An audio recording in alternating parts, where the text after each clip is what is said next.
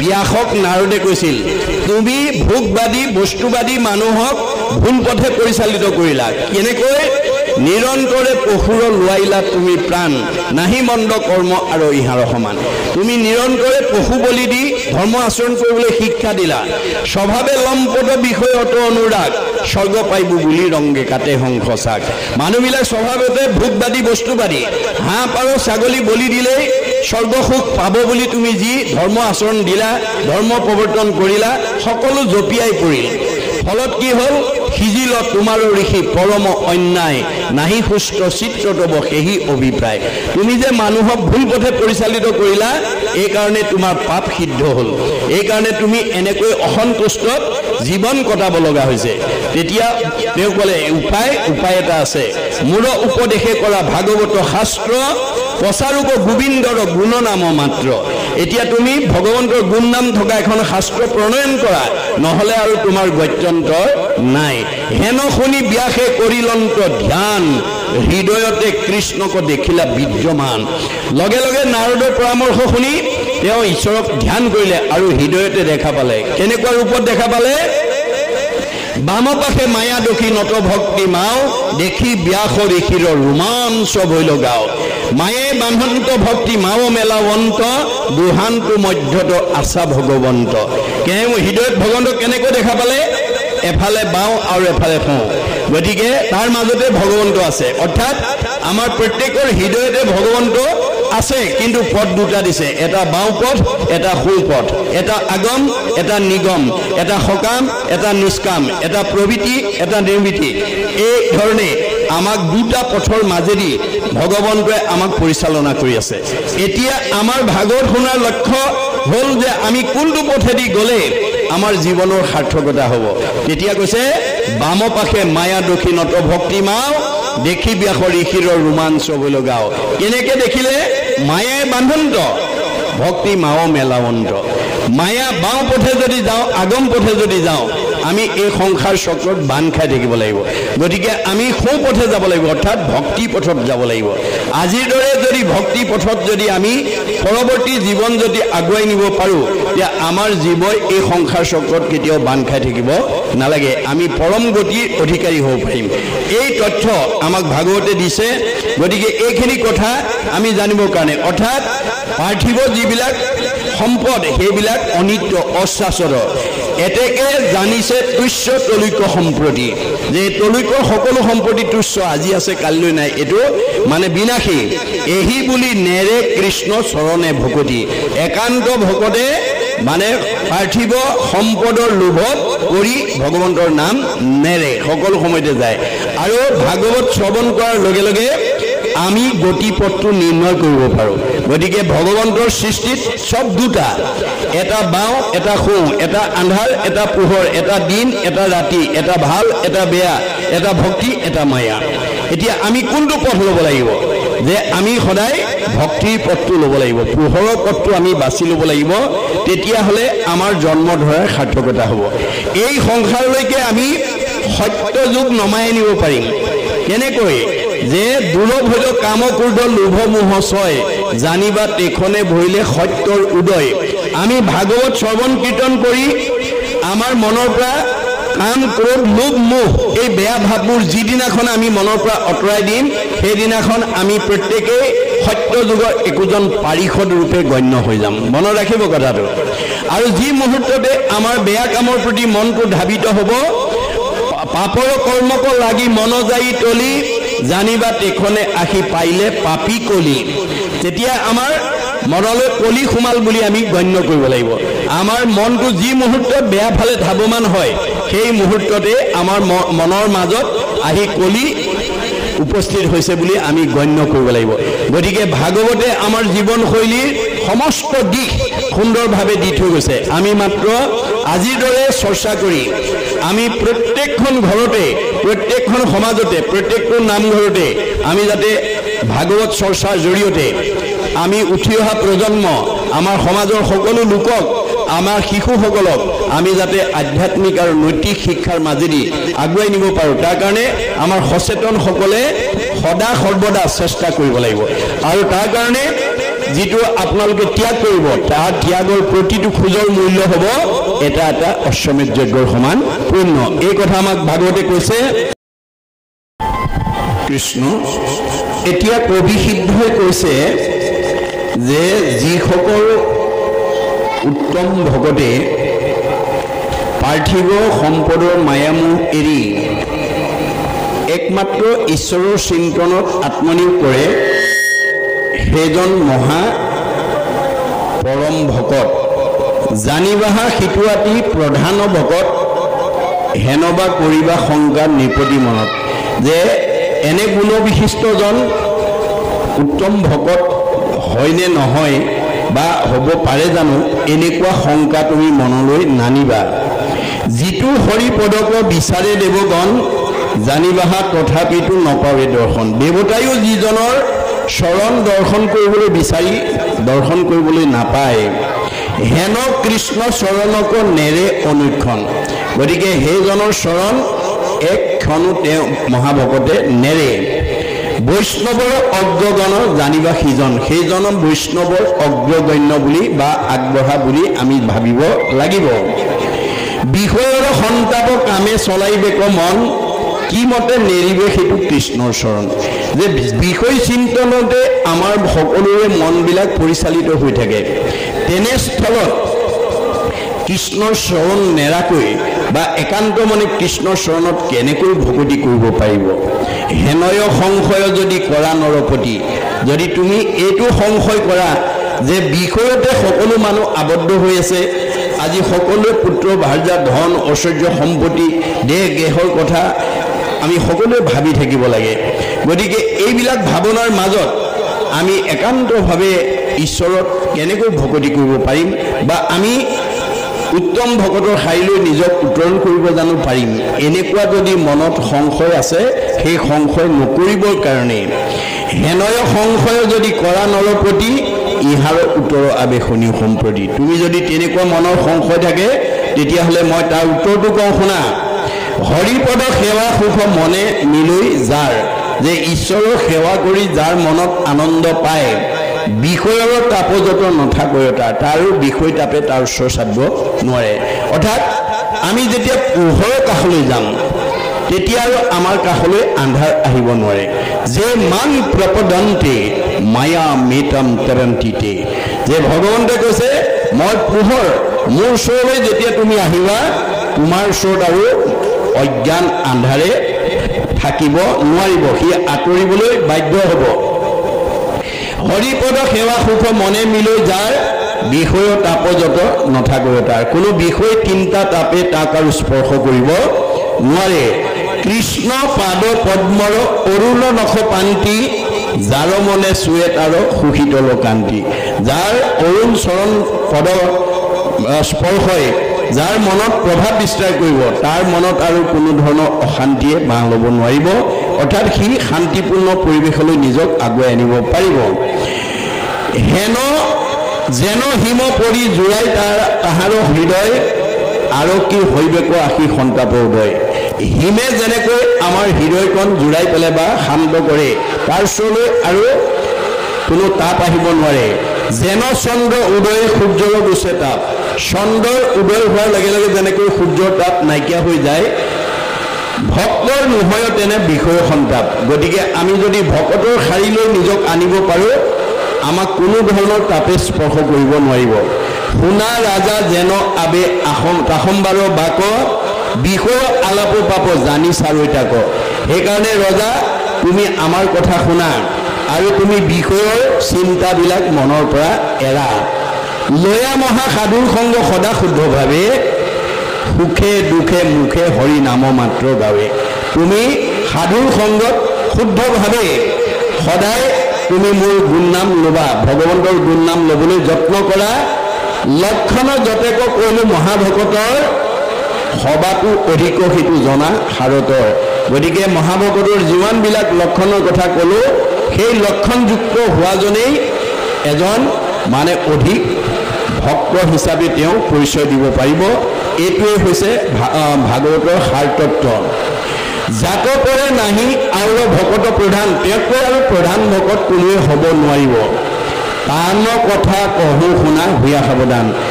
তেওঁৰ কথা কওঁ শুনা চাৰিও বেদৰ তত্ত্ব অৰ্থ যিটো জানে মাধৱক বান্ধৱ বুলিয়া যিটো মানে চাৰি বেদৰ সাৰ তত্ত্ব কি হৰি নাম আৰু ভগৱন্তকে যি পৰম বান্ধৱ বুলি মাধৱ বান্ধৱ উদ্ধাৰা বাপ কতনো সহিব সংসাৰৰ তাপ গতিকে আমাৰ সকলোৰে হৃদয়তে ভগৱন্ত পৰম বান্ধৱ ৰূপে নিবাস কৰি আছে আমি মাত্ৰ তেওঁৰ আশ্ৰয় ল'ব লাগে আৰু তেওঁ মনৰ কথাবিলাক আমি জনাব লাগে সকলো মনৰ ভাৱনা তেওঁ আমাক পূৰণ কৰি দিব গতিকে এই কথা তুমি বেদৰ তত্ত্ব উপলব্ধি কৰা এইখিনি আমি উপলব্ধি কৰিলে আমাৰ জীৱনলৈ সংস্কাৰ নামি আহিব উপলব্ধিয়ে জীৱনলৈ সংস্কাৰ নমাই আনে যাৰ উপলব্ধি নাই তাৰ জীৱনত সংস্কাৰ নাই সেইকাৰণে আমাৰ ভগৱন্তৰ প্ৰদত্ত জ্ঞানবিলাকক উপলব্ধিৰ দ্বাৰা বা আমি প্ৰণালীবদ্ধ প্ৰয়োগৰ দ্বাৰা আমি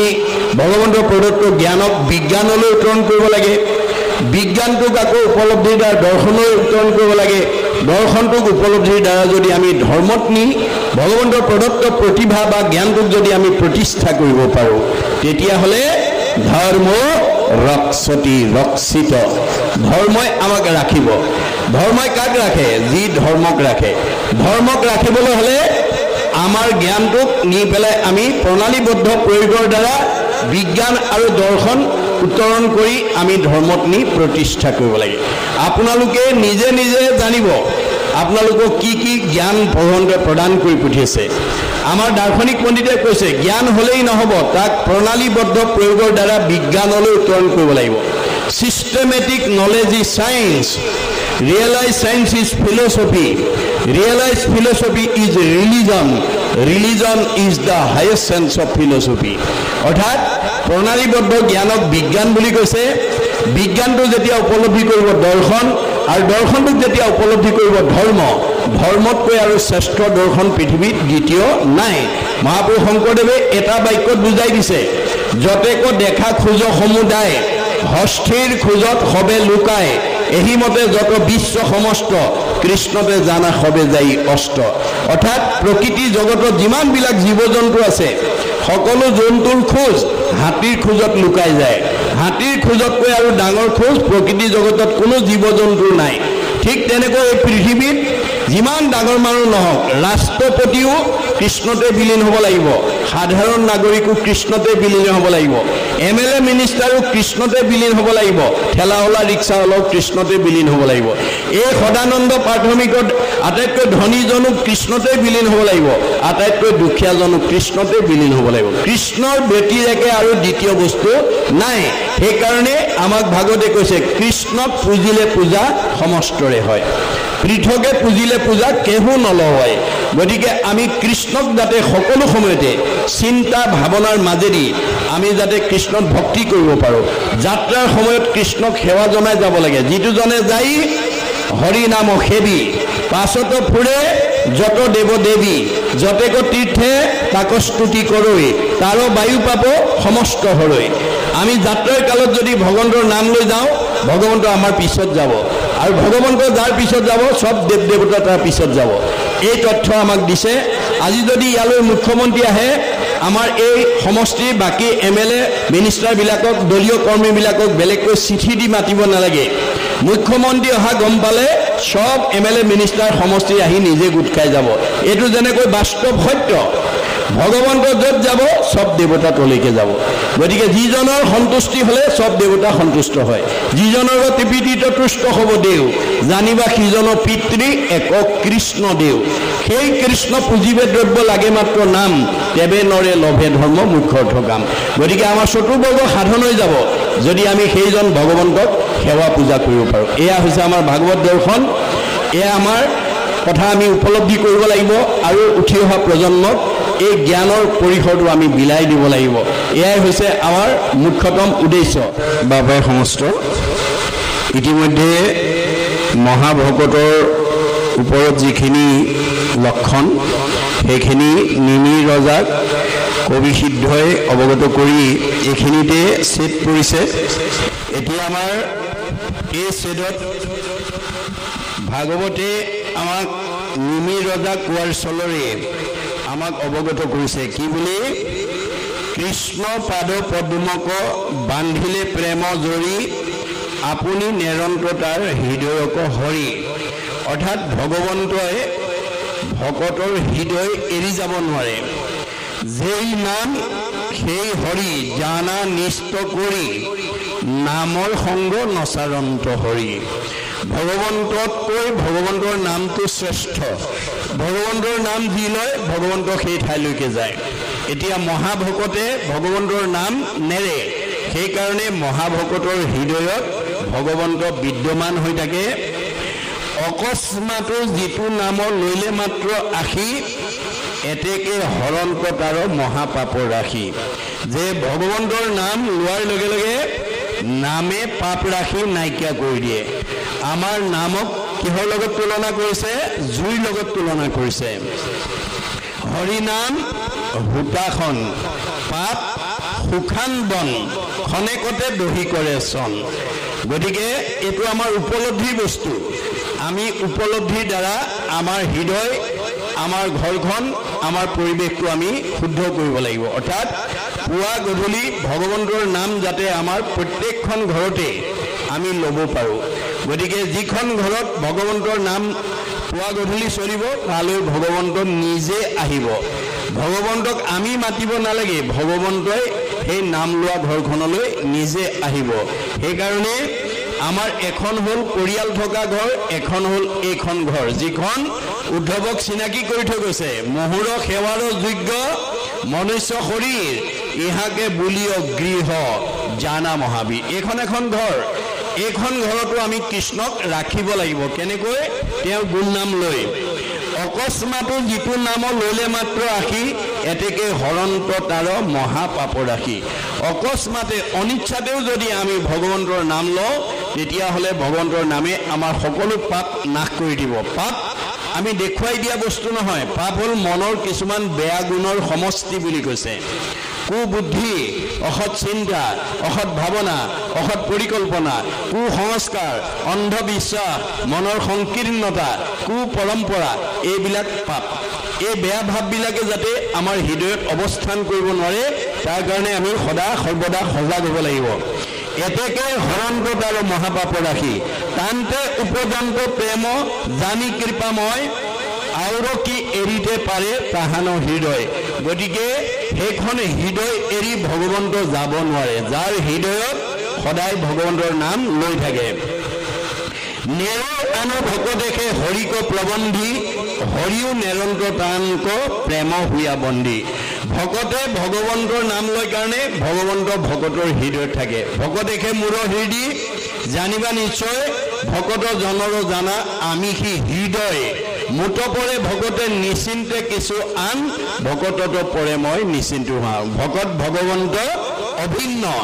আমাৰ গুণতহে ভকতক নিৰ্ণয় কৰি লৈছে যোনে ঈশ্বৰৰ নাম লয় সিয়ে ভকত এতেকে গতেক কৈনো ভকত প্ৰধান জানা ৰাজা কেহু নোহে ইহান সমান ভকতৰ সমান কোনো যোগ্য হ'ব নোৱাৰে উত্তমতো উত্তম সেহিকে ভাগৱত উপজিলা প্ৰেম যাৰ হৰিস্মৰণ যাৰ ঈশ্বৰৰ নাম ল'লে মন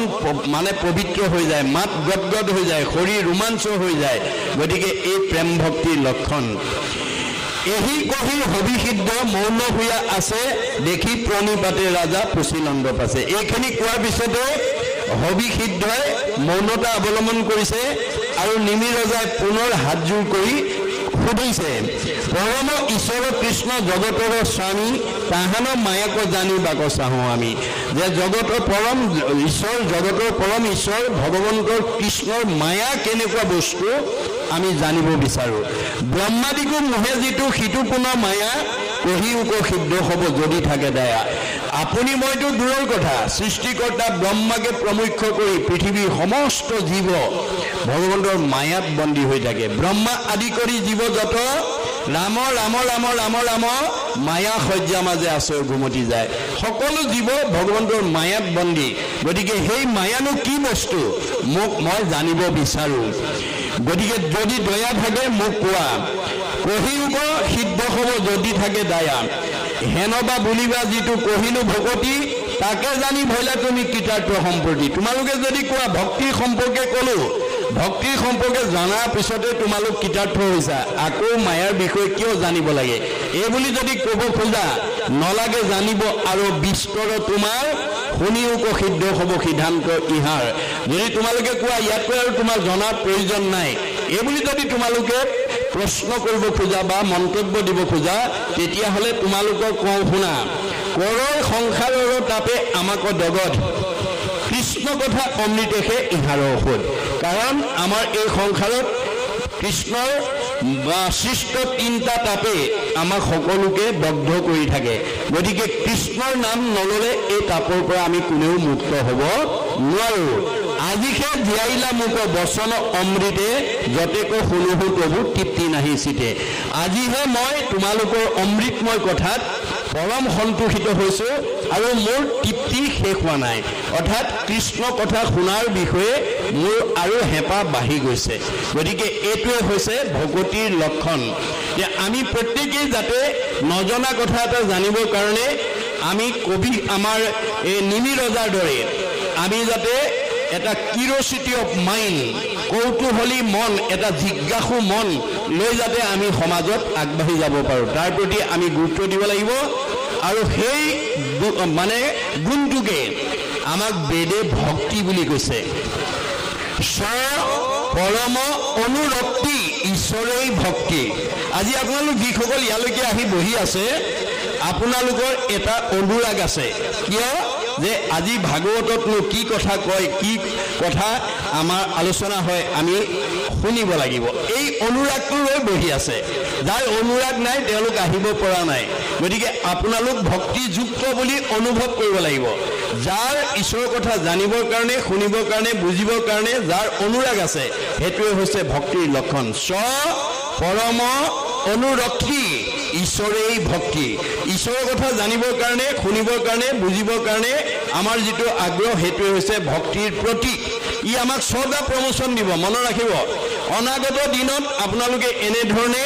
ভাগৱতৰ কথা শুনিবৰ কাৰণে অতি আগ্ৰহেৰে আহিব। তেতিয়া আপোনালোকৰ জীৱটোৱে 6টা প্ৰমোচন পাই যাব ইয়াৰ জৰিয়তে। কেনেকৈ? প্ৰথমতে আগ্ৰহ, তাৰপিছত ৰতি, তাৰপিছত প্ৰীতি, তাৰপিছত ভক্তি, তাৰপিছত শান্তি, 6 নম্বৰত মুক্তি।